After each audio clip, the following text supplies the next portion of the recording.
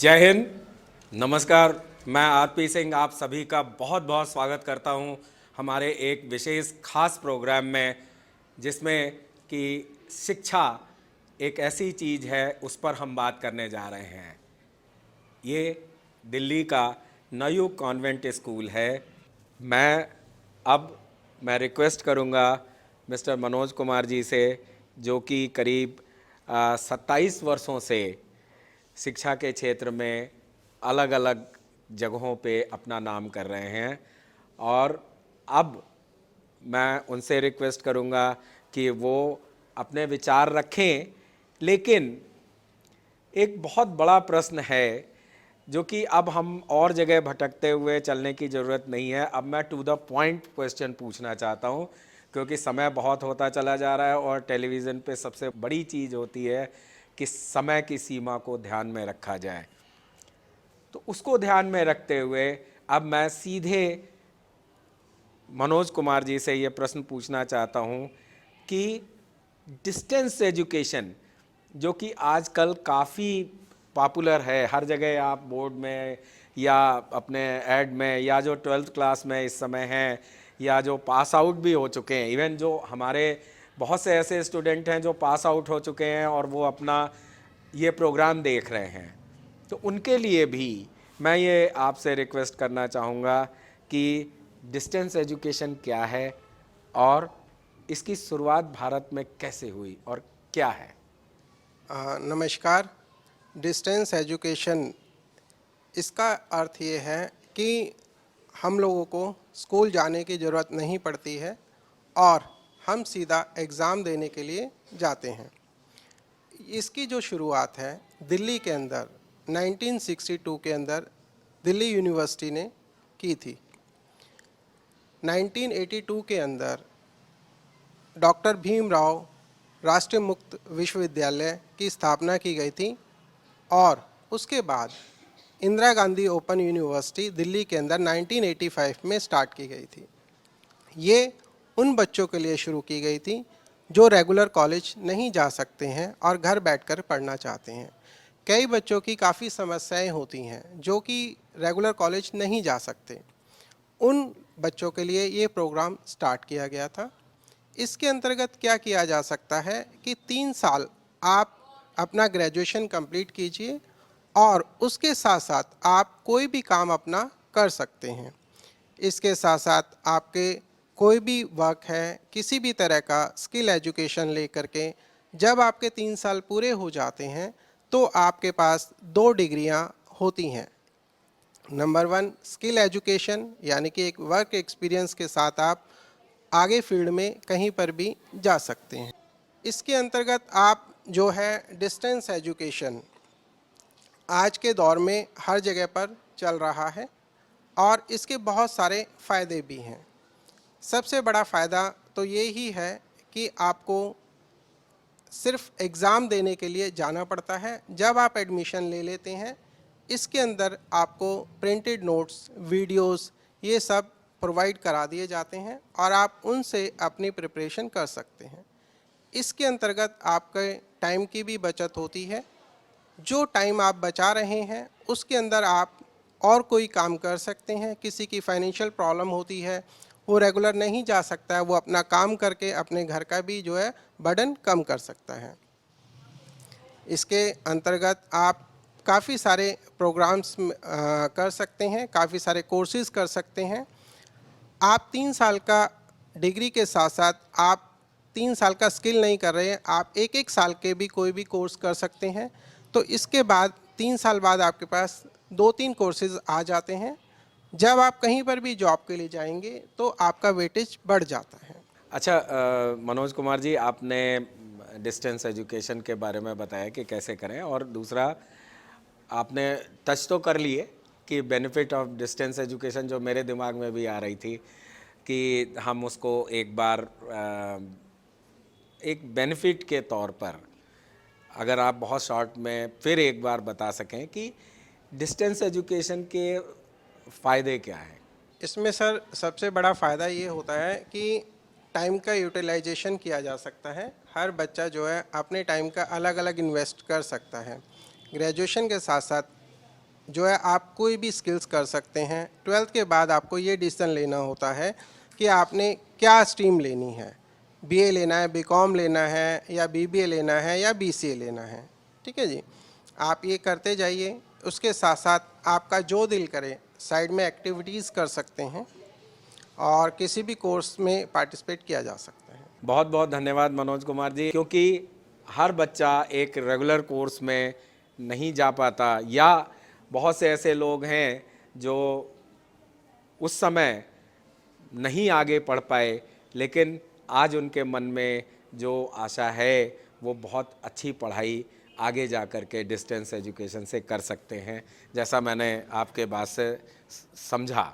अब प्रोग्राम को आगे बढ़ाते हुए हम अपने दूसरी गेस्ट लवली जी से मैं रिक्वेस्ट करूंगा कि वो इसके बारे में बताएं। लेकिन जैसा कि मैं देख रहा हूं कि आप ये बताएं कि डिस्टेंस एजुकेशन, जैसे what do you think about the distance education and इसको कैसे डेवलप किया जाए, क्या किया जाए?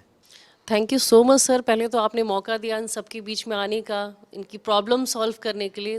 Thank you so much for everyone जो यहाँ बैठे हैं, अपना कीमती समय हम लोगों को दे रहे हैं। सर आपने बहुत अच्छा क्वेश्चन किया डिस्टेंस एजुकेशन के लिए। डिस्टेंस एजुकेशन हमारे देश में जिस टाइम पे कोविड था, मैं बहुत शॉर्ट में आप लोगों को एक मीनिंगफुल आंसर देके इसको ख़त्म करूँगी। जिस समय लोगों के पास कोई ऑप्शन नहीं था, 12th कर लिया, अब क्या करें, स्कूल भी गैप हो गया, पढ़ाई करने का कुछ भी जरिया नहीं था हमारे पास, उस समय डिस्टेंस एजुकेशन हमारे लिए बहुत इंपॉर्टेंट चीज़ थी। डिस्टेंस एजुकेशन और ऑनलाइन एजुकेशन, ये दोनों हमारे लिए वो चीज़ थी जिससे हमने 2 साल का जो अपना टाइम था उसको अपना यूटिलाइज़ किया और अपनी एजुकेशन को कंप्लीट किया। घर बैठने के बाद भी, उस समय स्कूल नहीं जाते थे हम, पढ़ाई नहीं कर पा रहे थे, सब चीज़ें ऑनलाइन और डिस्टेंस एजुकेशन के थ्रू हम लोगों ने कंप्लीट किया। तो ये एक बहुत अच्छी चीज़ थी जिसके थ्रू हम अपनी एजुकेशन को बढ़ावा दे रहे थे। लेकिन अगर आप एक चीज़ और देखें, जैसा मैंने देखा और हमारे साथ के भी या हमारे रिलेशन में बहुत से लोग ऐसे थे, इवन हमारे बहुत से एम्प्लॉई ऐसे थे जिन्होंने कोविड से बहुत कुछ खोया तो बहुत कुछ पाया। जैसे एजुकेशन में अगर बच्चे स्कूल नहीं आ सके या वो नहीं कर सके तो उन्होंने इंटरनेट सीखा, ऑनलाइन एजुकेशन सीखा, और साथ में एक डिस्टेंस एजुकेशन की अलग भी बहुत तेज़ी से जली। मैं ये नहीं कहूँगा कि जली, लेकिन वो डबल ट्रिपल हो गई। तो जैसे ये अगर हो रहा है तो कोई बच्चा, जब मेरे दिमाग में जो आया कि अगर डिस्टेंस एजुकेशन से वो कर रहा है तो उसको वही सीधे बेनिफिट है। सर मैं बेनिफिट्स के बारे में एक बार क्लियर करना चाहूँगी। बिल्कुल, लोगों के माइंड में हमेशा ये थॉट्स आते हैं कि अगर मैं डिस्टेंस एजुकेशन से पढ़ती हूँ या पढ़ता हूँ तो हमारा जो करियर ग्रोथ है रेगुलर के बराबर, तो एग्जैक्टली अगर आप डेली कैंपस जाते हैं, फेस टू फेस अगर हम पढ़ाई करते हैं तो वो तो अलग चीज़ हो जाती है। बट अब वो टाइम नहीं है। डिस्टेंस में और ऑनलाइन में हम लोगों को एक LMS सिस्टम दिया गया है, लर्निंग मैनेजमेंट सिस्टम, जिसके थ्रू हम जितने भी लेक्चर्स हैं हमारे प्रोफेसर्स के वो अटेंड कर सकते हैं। आप अपनी मर्जी से इंडिया और अब्रॉड कहीं पर भी आप होते हैं, आप अपने एग्जामिनेशंस वहाँ से प्रॉपरली फुलफिल कर सकते हैं, और उस पढ़ाई की भी ही उतनी वैल्यू है जितनी आप रेगुलर से पढ़ते हैं। और उसके साथ साथ आप एक्सपीरियंस ले सकते हो। जब आप कहीं जॉब करने के लिए जाते हैं तो जॉब में क्या होता है, दे रिक्वायर्ड अ एक्सपीरियंस, कि अगर एक्सपीरियंस वाला हमें कोई कैंडिडेट मिलता है तो उसकी वैल्यू ज़्यादा देते हैं। लेकिन इसके साथ आप ये सोचिए, आपकी क्वालिफिकेशन ऐड हो रही है, आपका एक्सपीरियंस गेन हो रहा है, तो आपको 2 चीज़ें बराबर मिल रही हैं। तो आपको डेफिनेटली मैं आप लोगों को इस चीज़ के लिए बोलना चाहूँगी, डिस्टेंस लर्निंग एजुकेशन आप लोगों को अपनी लाइफ का एक पार्ट बनाना चाहिए और उसको ज्वाइन करना चाहिए। एक बहुत ही आपके हिसाब से बहुत ही स्टूपिड क्वेश्चन होगा, लेकिन सबके दिमाग में ये बात आती है कि क्या दोनों की डिग्री की जो मान्यता है वो इक्विवेलेंट है? ये भी हमारे माइंड में हमेशा आता है कि अगर मैं डिस्टेंस से पढ़ाई करती हूँ या करता हूँ तो हमारी उस डिग्री की वैल्यू या गवर्नमेंट जॉब में जब हम उसको आगे देंगे तो उसकी वैल्यू होगी नहीं, एक्सेप्ट होगा कि नहीं। तो बिल्कुल हाँ, ये होगा यूजीसी, हर चाहे वो रेगुलर की यूनिवर्सिटी हो चाहे वो डिस्टेंस की यूनिवर्सिटी हो, सबको अप्रूवल देता है यूजीसी। और वो यूजीसी के अलावा कुछ और भी हमारे पास आपके इसके एफिलिएशंस होते हैं जो ऑलरेडी डिस्टेंस एजुकेशन को भी लेना पड़ता है, including DEB, distance education bureau के साथ साथ। तो बिल्कुल ये वैलिड है, गवर्नमेंट सेक्टर में भी, प्राइवेट सेक्टर में भी, आप कहीं पर भी इसको यूज़ कर सकते हैं। अब मैं अपने एक और बहुत ही सीनियर साथी प्रदीप सिंह जी से मैं रिक्वेस्ट करूंगा कि वो अपने उद्गार रखें। उनका छोटा सा इंट्रोडक्शन है कि वो पिछले 28 सालों से इस एजुकेशन के क्षेत्र में अपना प्रकाश फैला रहे हैं। एजुकेशन क्या है? एक तरह से एक उगता हुआ सूरज है जो कि हमारी लाइफ में एक ऐसी चीज़ देता है जिससे कि हम जिंदा हैं। अगर सूरज ना निकले तो सारी वनस्पतियां मर जाएंगी, सारी प्रकृति ख़त्म हो जाएगी। उसी तरह से अगर एक स्टूडेंट की लाइफ में, या हम कहें कि एक बच्चे की लाइफ में एजुकेशन ना हो तो उसकी प्रतिभा ख़त्म ही समझिए। एक तरह से वो जो करना चाहता है या वो जिस करने लायक है वो नहीं कर पाएगा। वो देश को, वो समाज को वो नहीं दे पाएगा जो वो दे सकता था या दे सकता है। तो एजुकेशन की एक बहुत ही, ये एक मैंने कोई नई बात नहीं बताई, आप लोग हर प्लेटफॉर्म पे सुनते रहे होंगे। तो मैं प्रदीप जी से मैं प्रार्थना करता हूँ कि वो इसके बारे में हमें बताएं कि किस तरह से वोकेशनल कोर्सेज हमारे ज़िंदगी में एक महत्वपूर्ण रोल प्ले करते हैं। तो प्रदीप जी। धन्यवाद सर। मैं प्रदीप सिंह, सुवार्ती टीवी और श्री आरपी सिंह जी का तहे दिल से हार्दिक अभिनंदन करते हैं। और साथ ही जितने भी डिग्निटीज हमारे बीच आए हुए हैं, ये हमारे लिए बहुत ही सौभाग्य की बात है कि आपके बीच में मुझे भी कुछ कहने का मौका मिला। इसलिए मैं अपने आप को बहुत ही गौरवान्वित महसूस करता हूँ। और मैं एक वाक्य से शुरू करता हूँ कि प्यारे बच्चों, जैसे मैंने आपको हमेशा बताता हूँ कि ज़िंदगी जीना यूँ आसान नहीं होता। ज़िंदगी जीना यूँ आसान नहीं होता। बिना कुछ किए कोई महान नहीं होता। जब तक ना पड़े छेनी हथौड़ी की चोट, एक पत्थर भी भगवान नहीं होता। तो प्यारे बच्चों, ईश्वर ने हमें ज़िंदगी दी है, एक शिला के रूप में दिया है। इस ज़िंदगी को गढ़ना, छेनी हथौड़ी की चोट सहना और अपने आप ज़िंदगी में सफल होना, ये सिर्फ हमारे ऊपर डिपेंड करता है। और प्यारे बच्चों, जैसे मैंने आपको हमेशा ही बताया है कि ये कोई ज़रूरी नहीं है कि हर कोई IITian ही हो जाएगा, हर कोई एम्स में ही एडमिशन ले लेगा। तो प्यारे बच्चों, जिनका एडमिशन दुर्भाग्यवश उस जगह नहीं हो पाता, तो उनके लिए ज़िंदगी ख़त्म नहीं हो जाती। उनके लिए बहुत सारे वोकेशनल कोर्सेज हैं जिसके विषय में मैं अभी कुछ प्रकाश डालूंगा। वोकेशनल कोर्सेज जिसको हम स्किल डेवलपमेंट कोर्सेज भी कहते हैं, स्किल मैनेजमेंट भी कहते हैं। मान लो कि कोई बच्चा रेगुलर एडमिशन नहीं ले पाया तो वोकेशनल कोर्स में भी एडमिशन लेकर के अपने कैरियर को इन्हांस कर सकता है।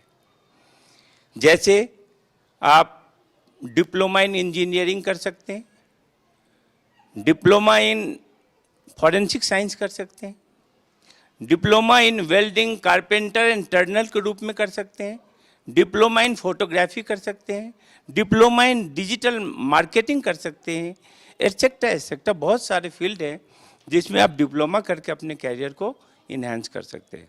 प्यारे बच्चों, मैं पहले ही बताया था और एक जीता जागता एग्जाम्पल भी बताता हूँ मैं, जो मैंने खुद मेरे साथ हुआ है। मेरा बच्चा 98% से 10th किया और उस समय डिप्लोमा 10th के बेस पे होता था और हम इतने कैपेबल नहीं थे कि बच्चों को IITian की कोचिंग करा पाएँ। इतना पैसा नहीं था हमारे पास, इसलिए हमने उसको डिप्लोमा में एडमिशन कराया, डिप्लोमा इन इंजीनियरिंग। और डिप्लोमा में अच्छे रैंक से क्वालिफाई करके वो लीड के थ्रू बीटेक किया। बीटेक करने के बाद वो बीटेक में टॉप कर गया। क्यों? क्योंकि डिग्री प्लस डिप्लोमा उसके पास दो डबल था। जब भी आप जॉब के लिए जाएंगे सिंपल बीटेक जाएंगे और कोई बीटेक प्लस डिप्लोमा है तो उसकी ज़्यादा वैलिड होती है, क्योंकि आप बीटेक इंजीनियरिंग फील्ड में 4 साल से हैं और वो इंजीनियरिंग फील्ड में 6 साल से है, तो ज़्यादा एक्सपीरियंस उसके पास होता है। उसको जॉब भी लग गई, लेकिन कहा कि नहीं बेटा हमें कोई डिग्निफाइड जॉब चाहिए, तो उन्होंने उसको वहाँ से छुड़वा के गेट की ट्रेनिंग दिलवाई। उसके बाद उसने एमटेक किया और एमटेक करते ही इसरो में साइंटिस्ट लग गया। आज वो बच्चा स्पेस एप्लीकेशन सेंटर अहमदाबाद में पोस्टेड है। तो मेरे कहने का मतलब ये था कि डिप्लोमा या वोकेशनल कोर्स है जितना बुरा नहीं होता जितना हमारे माइंड सेटअप है। अगर जिंदगी मेन लाइन पे हाईवे पे जाम है तो आप लूप लाइन से भी निकल के अपने मंजिल पे जाएं। मतलब होता है कि अपने मंजिल पे पहुंचना। इस बात को हमेशा ध्यान रखें। और हमारे अपने बच्चों के लिए मैं तो पहले भी कहता हूं और अभी भी कहता हूं कि सीढ़ियां उन्हें चाहिए जिन्हें छतों पे चढ़ना है। सीढ़ियां मतलब सहारा उनको चाहिए जिन्हें छोटे मोटे काम करने हैं। तो इसीलिए कहते हैं कि सीढ़ियां उन्हें चाहिए जिनको छतों पे चढ़ना है। हमारे बच्चों के लिए तो मंजिल ही आसमां है, रास्ता खुद बनाना है। प्रदीप जी, आपने बिल्कुल सही कहा कि एक नॉलेज की एक पैटर्न है और सच में हर बच्चे का जो मंजिल है वो आसमां ही है, क्योंकि कोई लिमिट नहीं है सीखने की। और जहाँ तक मैं जानता हूँ कि आज भी मैं इस उम्र में हर दिन कोई ना कोई नई चीज़ मैं अपने असिस्टेंट से या अपने टेक्निकल स्टाफ से या अपनी खुद की गलतियों से मैं सीखता हूँ। तो ये एक बहुत अच्छी चीज़ आपने बताई। अब जैसे इसके इस तरह की नॉलेज को गेन करने के कुछ आप अगर प्लेटफॉर्म्स के बारे में अगर आप बता सकें। मान लो कि आपने 12th बेस पे बहुत सारे कंपटीशन दिए और 1% चांस उसमें हम उसको क्वालिफाई नहीं कर पाए उस साल, तो आपने अपने साल को ख़राब नहीं करना है। बहुत सारे वोकेशनल कोर्सेज है जिसका मैंने कुछ नाम आपको बताया। उस वोकेशनल कोर्स का भी सेम टाइम उसके बाद सारी यूनिवर्सिटीज़ अपने अंडर में उस कोर्सों को निकालती है और आपको जहां इंटरेस्ट है उस फील्ड में जाके अपने कैरियर में 4 चांद लगा सकते हैं।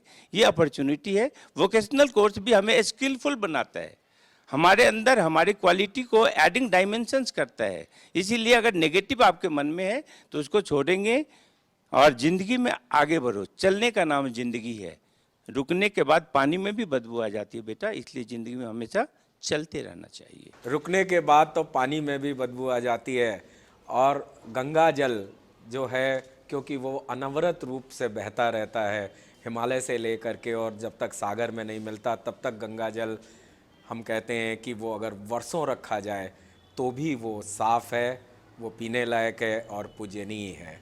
अब हमारे साथ अगले हमारे वक्ता या हम कहें कि पैनलिस्ट हैं मिस्टर संजय कुमार जी। वैसे तो देखिए संजय हमारे बहुत ही रास्ता दिखाने वाले हैं, चाहे वो गीता हो, चाहे वो हमारे जितने भी पुराण हो। हमारे साथ कृष्णा बैठे हुए हैं, संजय बैठे हुए हैं। तो अब मेरा एक बहुत ही छोटा सा प्रश्न है कि 12th के बाद जो डिस्टेंस एजुकेशन है उसमें करीब करीब कितने स्टूडेंट आ जाते हैं? First of all I would like to thanks Subharti TV and RP Singh sir जो कि ऑर्गेनाइज़र हैं आज की इस इवेंट के, कि एक मंच प्रदान किया गया ताकि हमारी बातें बच्चों तक पहुंच सकें। एक मैं अपनी बात को जो है शुरू करता हूं एक कोटेशन से। What is education? Education is that liberates from mental slavery. तो सबसे पहले तो हमें मेंटली फील करना चाहिए। कैसे? फ्री। हम फ्री फील करें। और सीखने की कोई उम्र नहीं होती और बस जिज्ञासा एक आपके मन में होनी चाहिए। आगे बढ़ने का एक जज्बा आपका होना चाहिए।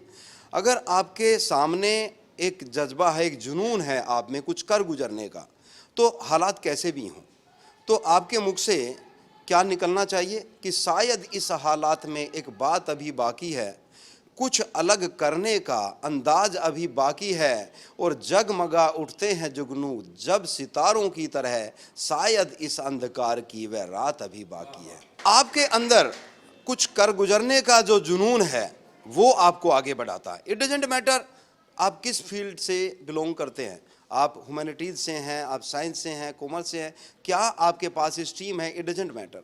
और अब तो जो नई एजुकेशन पॉलिसी आई है उसमें ये प्रावधान किया गया है, सपोज आप हिस्ट्री पढ़ रहे हैं तो भी आप साइंस के सब्जेक्ट को भी ले सकते हैं, आपके इंटरेस्ट के ऊपर डिपेंड करता है। कई बार कहा जाता है कि जो ह्यूमैनिटीज़ से बिलोंग करने वाले छात्र होते हैं वो डिस्टेंस एजुकेशन में चले जाते हैं, ऐसा नहीं है, ये तो एक मिथ है।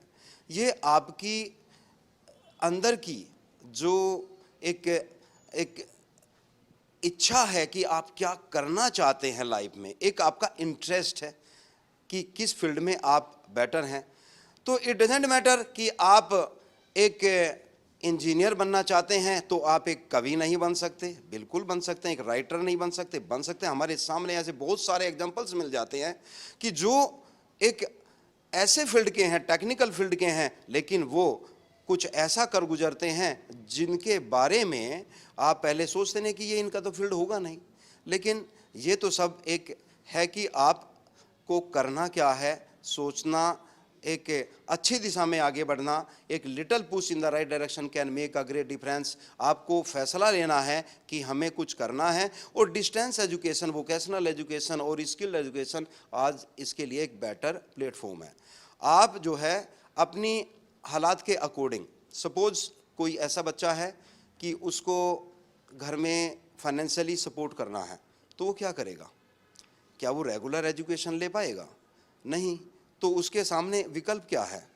तो वो डिस्टेंस एजुकेशन के जरिए अपनी एजुकेशन को आगे बढ़ाए और अपने पेरेंट्स की इकोनॉमिक हेल्प भी कर सकता है कुछ जॉब करके, और जब वह अपने एक वर्क प्लेस पर जाता है तो कुछ सीखता है और ज़िंदगी की ऐसी सच्चाइयों से अवगत होता है, उसका अनुभव उसे सिखाता है कि किस प्रकार से उसको क्या करना चाहिए आगे। क्योंकि जब तक बच्चा स्कूल में आ रहा है, पेरेंट्स उसको भेज रहे हैं, उसको ज़िंदगी की कुछ सच्चाइयों से दूरी बनी रहती है, लेकिन जब वह किसी वर्क प्लेस पर जाता है तो वह सीखता है कि सच में ज़िंदगी क्या है और कितनी अड़चनें हैं। अड़चनों से डरना नहीं, अड़चनों से घबराना नहीं, अपने रास्ते नदी की तरह, जैसे एक नदी बढ़ती चली जाती है अपने रास्तों पर आगे, रुकने का नाम नहीं लेती, पत्थर आए हटा देती है, इसी प्रकार से आप लोगों को भी आगे बढ़ते जाना है। बस एक जुनून होना चाहिए।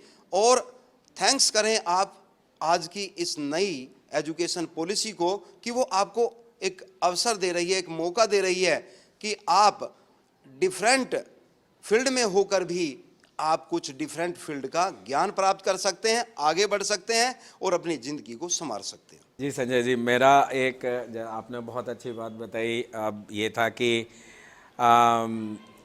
ये जो रेगुलर एजुकेशन है इसमें कैरियर ग्रोथ के लिए क्या बेटरमेंट है, कैसे करें? एक रेगुलर एक बच्चा कोई कोर्स करता है तो रेगुलर कोर्सेज में देखिए कुछ सीट भी लिमिटेड रहती हैं।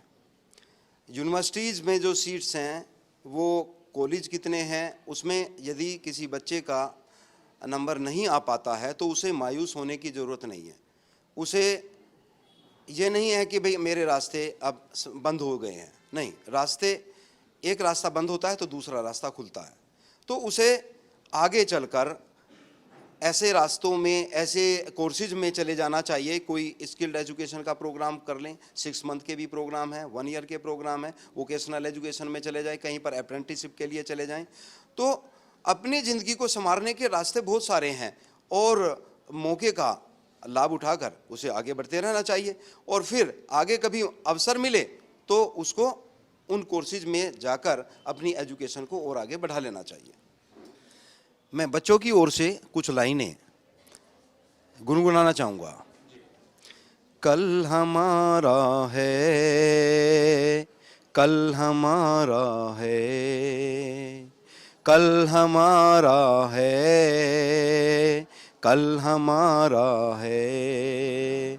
हम नवयुग के बच्चे हैं, कुछ कच्चे कुछ पक्के हैं, समझो तो इशारा है, कल हमारा है, कल हमारा है, कल हमारा है। बहुत बहुत धन्यवाद आप सभी का। मैं तो ये कहूँगा साथियों, अब क्योंकि एक बूढ़े और एक बच्चे की एज बराबर होती है, इसलिए मैं ये कह रहा हूँ, आप उसमें बहुत ज़्यादा वो मत होइए कि मेरे बाल ऐसे ही उड़ गए, ऐसा कुछ नहीं है, ये उम्र की सीमा है। अब इसके साथ ही मैं अपने सारे पैनलिस्ट की तरफ से आपको बहुत बहुत धन्यवाद दूंगा और साथ ही मैं एक स्पेशल थैंक्स दूंगा नवयुग कॉन्वेंट स्कूल को, जिसने हमें ये एक प्लेटफॉर्म दिया। साथ ही आप लोगों को यह मैं भरोसा दिलाता हूँ कि इस तरह के प्रोग्राम आपके कैरियर को डेवलप करने के लिए हैं। आपकी भविष्य में कोई भी ज़रूरत हो आप उन पे बात कर सकते हैं। साथ ही हम सब की तरफ से हम लोग ये कामना करते हैं कि आप अपनी कैरियर में आपने जो सोचा है वो आपको मिले, राइट डायरेक्शन या डायरेक्शन देने वाले लोग आपके साथ हैं, इस शिक्षा मंदिर में हैं, और साथ ही हम लोग जो मदद कर सकते हैं वो है। इसके साथ ही मैं इस प्रोग्राम को अब यहाँ पे विश्राम देता हूँ, समाप्त तो नहीं कहूँगा क्योंकि समाप्त का मतलब अब ये प्रोग्राम समाप्त, ये प्रोग्राम क्रमशः आगे चलता रहेगा, अलग अलग जगहों पे चलता रहेगा, लेकिन तब तक हम एक विश्राम के लिए रुकते हैं। बहुत बहुत धन्यवाद, बहुत बहुत आपका आभार।